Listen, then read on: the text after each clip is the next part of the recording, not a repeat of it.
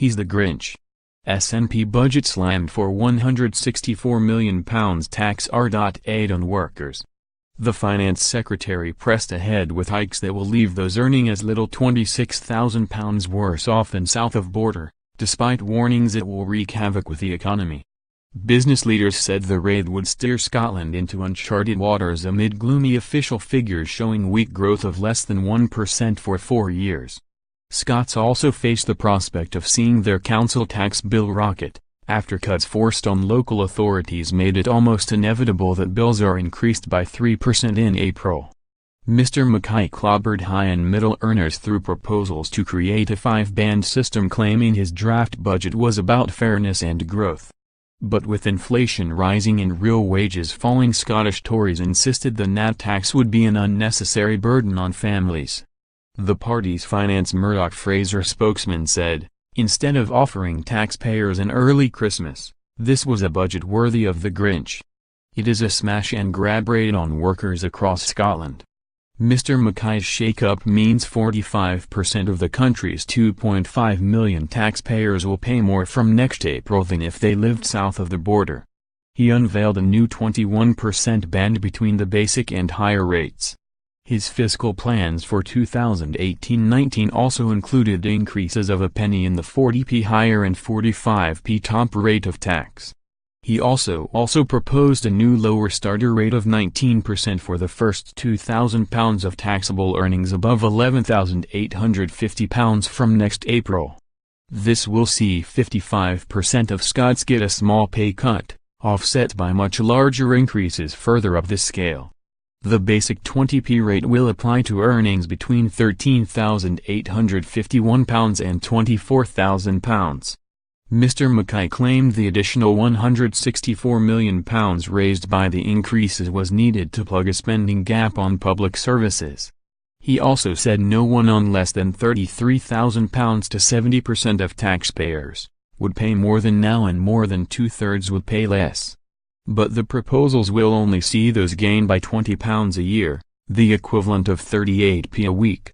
Someone in Scotland earning £150,000 will pay £1,774 more than if they lived elsewhere in the UK, with someone earning £40,000 paying £140 more.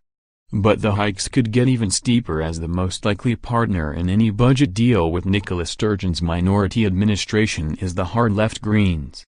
Mr. Mackay defiantly told MSP Scotland is not just the fairest taxed part of the UK but, for the majority of taxpayers, the lowest taxed part of the UK.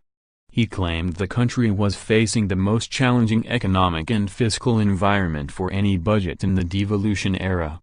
Unveiling his £40.6 billion draft budget, he also announced, public sector workers on less than £30,000 will get a 3% pay rise, with a 2% hike for those earning more and a cap of £1,600 extra for those earning £80,000 or more.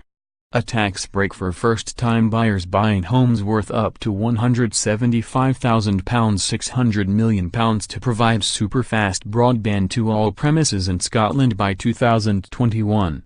An increase in health funding of more than £400 million. £243 million towards the expansion of free nursery education and childcare. Mr. Mackay told MSPs, "It provides the investments we need to meet the challenges of today and seize the opportunities of tomorrow. It uses the powers of this Parliament sensibly and in the interests of the country as a whole." But Mr. Fraser said the plans were a direct breach of the SNP's manifesto promise not to raise basic rate income tax for its whole term. He added, "That will not escape the notice of voters, who will never believe a word the nationalists say again."